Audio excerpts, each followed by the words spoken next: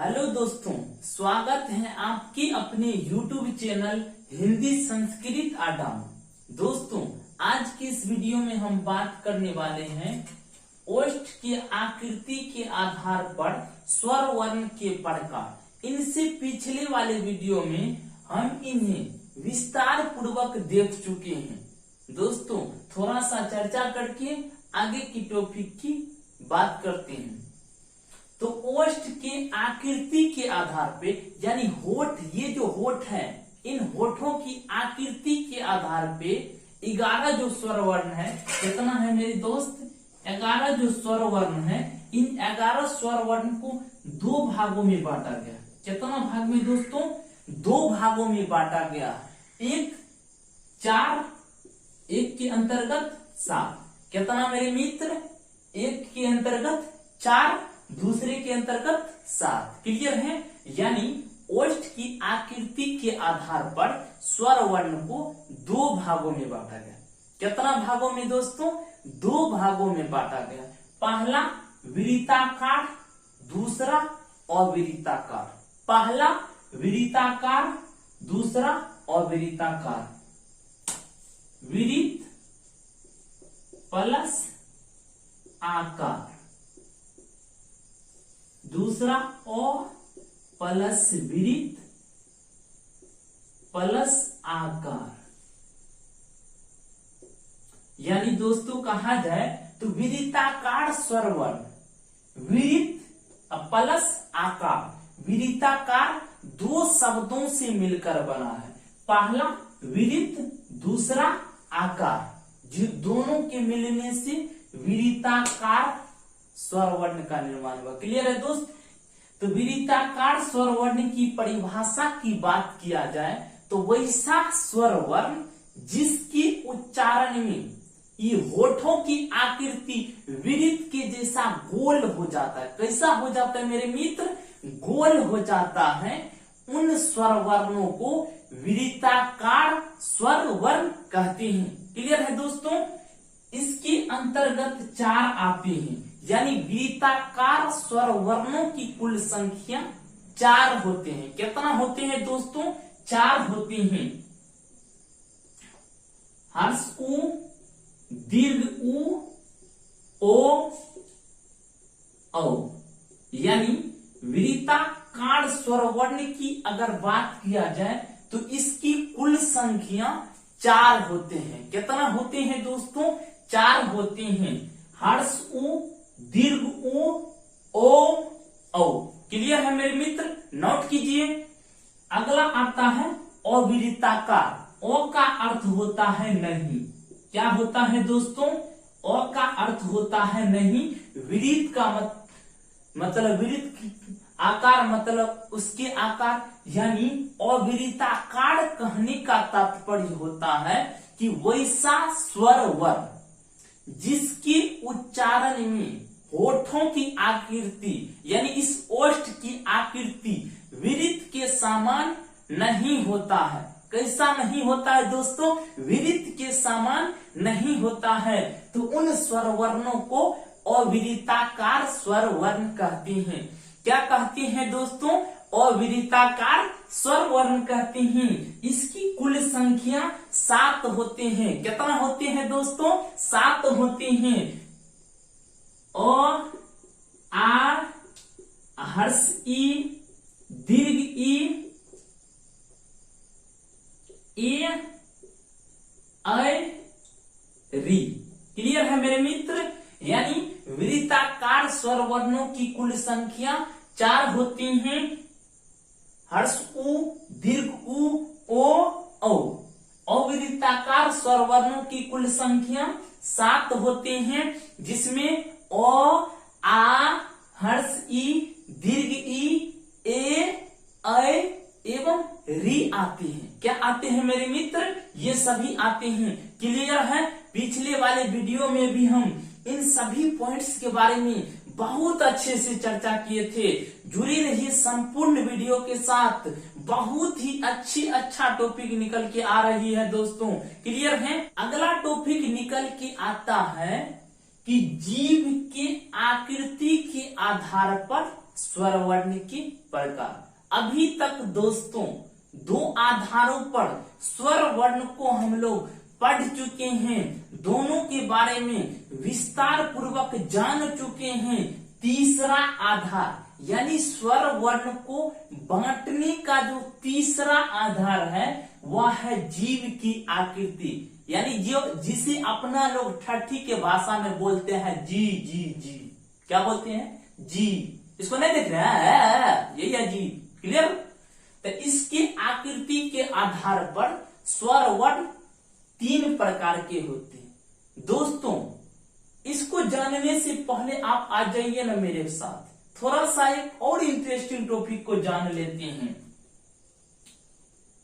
इसको आप लोग देख रहे हैं क्या? ये जो लिखे हैं इसका नाम है अर्धचांद्र बिंदु।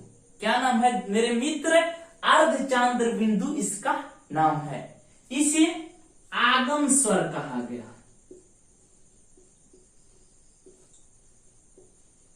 यानी इस अर्धचांद्र बिंदु का नाम है आगम स्वर। मेरे मित्र ये भी स्वर हैं, ये भी एक प्रकार के स्वर हैं। इसका नाम है आगम स्वर। कौन सा स्वर? आगम स्वर। मित्र इसे आगम स्वर क्यों कहा गया? आप लोग के मन में क्वेश्चन उठता होगा, किसी आगम स्वर क्यों कहते हैं? तो समझ लीजिए, जुड़े रहिए संपूर्ण वीडियो के साथ, हर एक पॉइंट्स बारीकी से समझ में आएगा मेरे मित्र। क्लियर है? इसे आगम स्वर इसलिए कहा जाता है क्योंकि यह ना तो मूल भाषा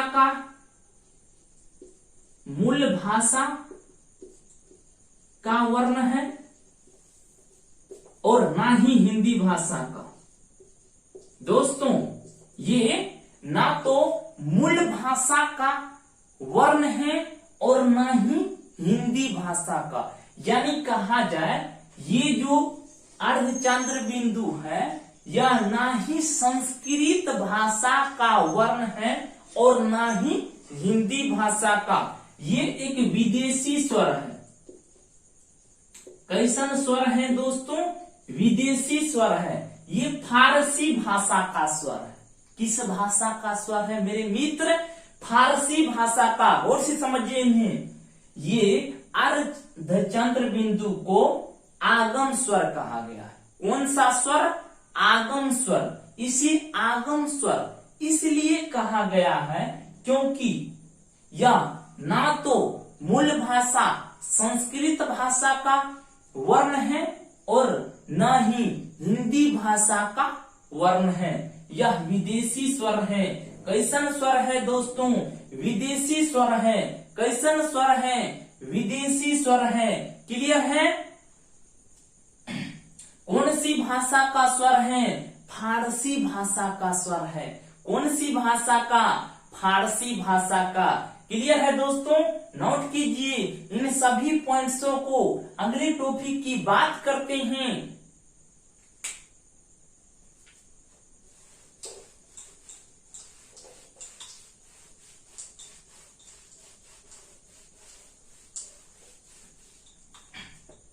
इसके बाद अगला टॉपिक आता है कि जीव के आकृति के आधार पर स्वर वर्ण के प्रकार। यानी कि जीव के ये जो जीव है, हम लोगों के मुख में जो बीच वाले भाग में जीव हैं, उन जीव की आकृति के आधार पर स्वर वर्ण के प्रकार। यानी इसकी आकृति के आधार पर स्वर वर्ण 3 प्रकार के होते हैं। कितने प्रकार के होते हैं दोस्तों? 3 प्रकार के होते हैं। पहला अग्र स्वर, दूसरा मध्य स्वर, तीसरा पश्च स्वर। दोस्तों नोट कीजिएगा, बहुत सारी पुस्तकों में ये सभी पॉइंट्स आपको देखने को भी नहीं मिलेगा। नोट कीजिएगा, जीव की आकृति के आधार पर स्वर वर्ण को, यानी उसी 11 को, भाई ये जो 11 शुरू से पढ़ते आ रहे हैं ना, उन्हीं 11 को 3 भागों में बांटा गया है। कितना भाग में मित्र? 3 भाग में। किसके आधार पे? जीव की आकृति के आधार पे। पहला अग्र स्वर, दूसरा मध्य स्वर, तीसरा पश्च स्वर। आइए इन तीनों का बारीकी से परिभाषा समझते हैं, उसके बाद तीनों में अंतर समझेंगे, किसकी संख्या कितनी है। क्लियर? तो पहला आता है अग्र स्वर। कौन सी स्वर दोस्तों?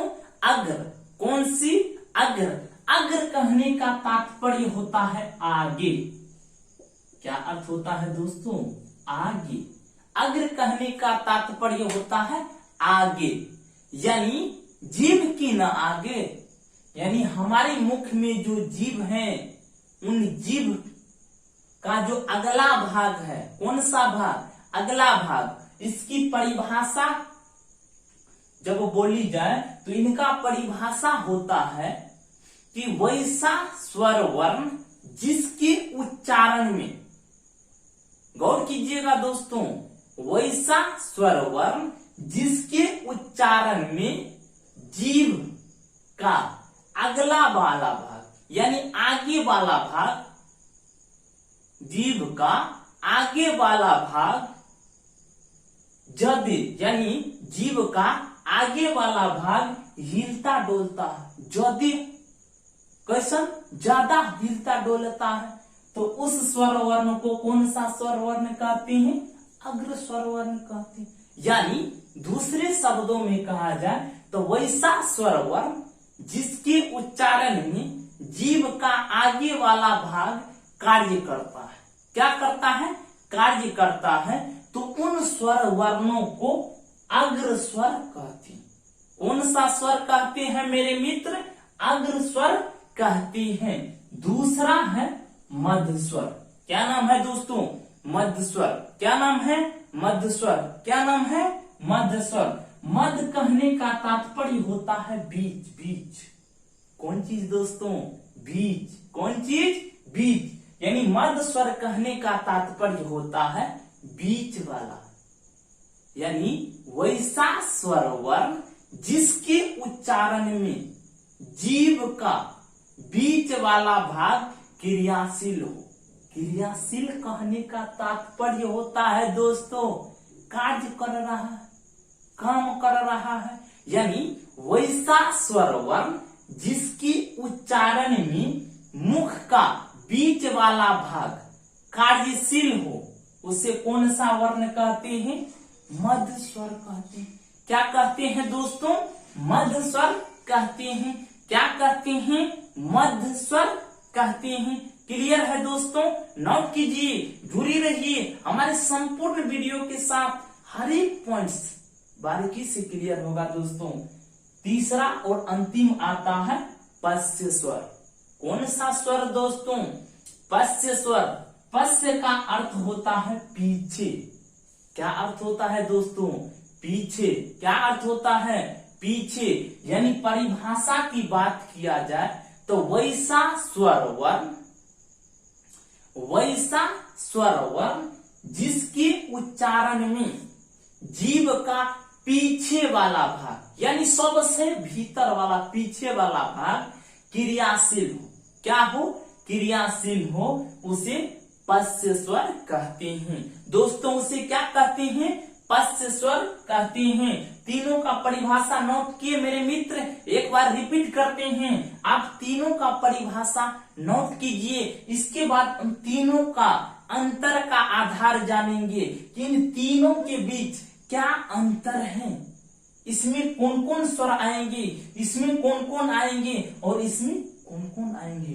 तो पहला की परिभाषा क्या बोले कि वैसा स्वर वर्ण जिसके उच्चारण में जीभ का आगे वाला भाग, यानी इसको नहीं देखे आप लोग, ई वाला भाग यदि क्रियाशील हो, कैसन हो? यदि क्रियाशील हो, तो उन स्वर को क्या कहते हैं?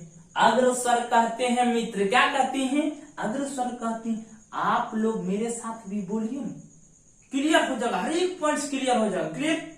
दूसरा आता है मध्य स्वर। कौन सा स्वर मेरे मित्र? मध्य स्वर। मध्य का अर्थ बीच वाला। क्लियर? तो वैसा स्वर वर्ण जिसके उच्चारण में, वैसा स्वर वर्ण जिसके उच्चारण में मुख का बीच वाला भाग क्रियाशील हो, तो उसे क्या कहते हैं? मध्य स्वर कहते हैं। क्या कहते हैं दोस्तों? मध्य स्वर कहते हैं। तीसरा पश्य स्वर। पश्य का अर्थ पीछे वाला, यानी वैसा स्वर वर्ण जिसके उच्चारण में जीभ का पीछे वाला भाग क्रियाशील हो, यानी काम करता हो, उसे क्या कहते हैं? पश्य स्वर कहते हैं। दोस्तों, इन्हीं 11 को 3 भाग में बांटा गया। कितना भाग? 3 भाग। पहला अग्र, दूसरा मध्य, तीसरा पश्य। क्लियर है? अग्र स्वर की संख्या 5 होती है। कितना होती है दोस्तों? 5 होते हैं। कितना होते हैं? 5 होते हैं। मध्य स्वर की संख्या 1 होते हैं। कितना होते हैं दोस्तों? 1 होते हैं। दोनों को जोड़ दीजिए, कितना हुआ? 6। कितना हो गया मेरे मित्र? 6। कितना? 6। बचा कितना? 5। यानी पश्य स्वर की संख्या 5। कितना है दोस्तों? 5। कितना है दोस्तों? 5। क्लियर है मेरे मित्र? नोट कीजिए हर एक पॉइंट को बारीकी से।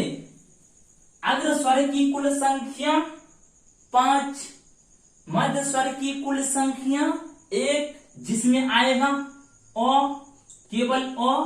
दोस्तों, अ का जब उच्चारण करते हैं, बोलते हैं, तो जीभ का बीच वाले भाग, यानी जीभ का बीच वाला भाग क्रियाशील होता है। इसकी संख्या कितना है? 1। पश्य स्वर, कौन सा स्वर? पश्य स्वर। पश्य स्वर की कुल संख्या 5। कितना है मेरे मित्र? 5। इन सभी पॉइंट्सों को आप समझे, नोट कीजिए। अग्र स्वर की एग्जाम्पल की बात किया जाए, हर्ष ई, एक एग्जाम्पल लेते हैं, उसके बाद पूर्ण एग्जाम्पलों को समझेंगे। अग्र स्वर की संख्या 5। कौन सा? 5। एग्जाम्पल के तौर पे बोले तो ह्रस्व ई। क्या बोले दोस्तों? ह्रस्व ई। दूसरा दीर्घ ई। ये सब अग्र स्वर की संख्या है दोस्तों। ये सभी को अग्र स्वर कहते हैं। क्या कहते हैं? अग्र स्वर कहते हैं। मध्य स्वर की बात किया जाए तो अ को मध्य स्वर कहते हैं। क्या कहते हैं दोस्तों? अ को मध्य स्वर कहते हैं। जब बोलते हैं ए, तो इसको क्या बोलते हैं? पश्य स्वर कहते हैं। क्या कहते हैं दोस्तों? पश्य स्वर कहते हैं। दोस्तों, नोट कीजिए इन सभी पॉइंट्सों के साथ। दोस्तों, आज के लिए इतना ही। मिलते हैं अगले वीडियो में, अगले ऊर्जा के साथ, अगले उत्साह एनर्जी के साथ।